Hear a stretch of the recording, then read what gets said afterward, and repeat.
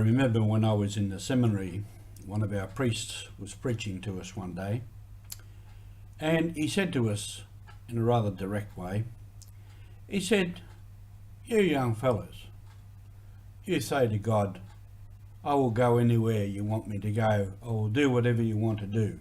I will follow you." Then he said, "You better watch out. He just might take you seriously." This is Roger from MSC Mission Office, and you're with Mission Alive. I said yesterday, a key thing Jesus said, "Come, follow me." And I often say to people, yeah, that's good, we can follow, but have a look where he went. And I used to point up to the cross. That's where he went. I have, for different reasons, been doing a little bit of reading on the 10 binding martyrs. This was back early last century, up in the Binding Mountains in New Britain, in Papua New Guinea, in the Diocese of Rabaul, where 10 MSC and Olsh sisters were killed viciously by some of the locals.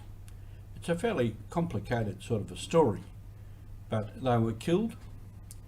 There was something of an uprising amongst the people there, and they wanted to get rid of all the white people. I've some more reading to do to discover what was the background of all of this. But I've uncovered in our archives a couple of little booklets of the martyrs, and I'm trying to get some more knowledge and information about them. Recently, Pope Francis commented at some beatification ceremonies for martyrs that these are the people that really suffered, and they suffered very badly before they died. And a lot of us, and I think the Pope used the sort of words, we're whinging and whining about some of the inconveniences we have with the COVID lockdown and everything. We're not really suffering. We're not really suffering.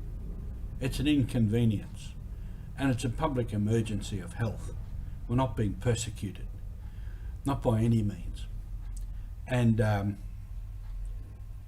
also I've been reading a little bit about, I've got on the screen in front of me there, from Guatemala in that terrible time of persecution and from the government of many people who were Catholic, and many priests and others who stood up to this government for their freedoms.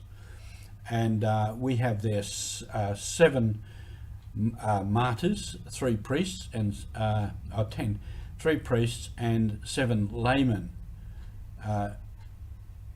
belonging to the our congregation, and they were committed to the defence of the poor who were killed, and then many in that persecution were killed, many that we don't know, not only MSCs but others also. And there's the famous story with the Jesuits and Romero that epitomised that story.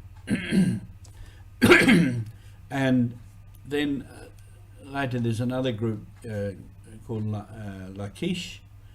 They were Mayans, native South Americans, and one particularly a small boy, age 12, Juanito, who was killed and viciously injured and wounded in the process. So this type of martyrdom is not something from the past in history. There are places where this sort of thing goes on.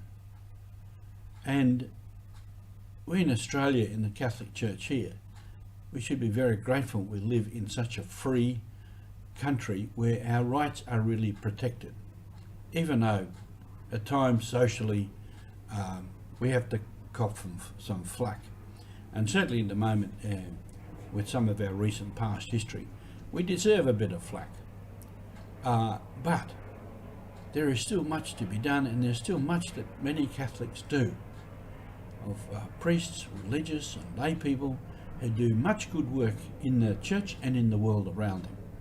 And there are many Catholics who belong to a lot of very good organisations that work for the good of others. And we are all called, come follow me. This is the call. Some follow very faithfully, very strongly, and are martyred. Many of us have to follow faithfully and strongly, but we don't suffer that sort of persecution. And in any case, wherever we are, that is the mission, to follow Jesus, to know Jesus, and to proclaim Jesus. Thank you.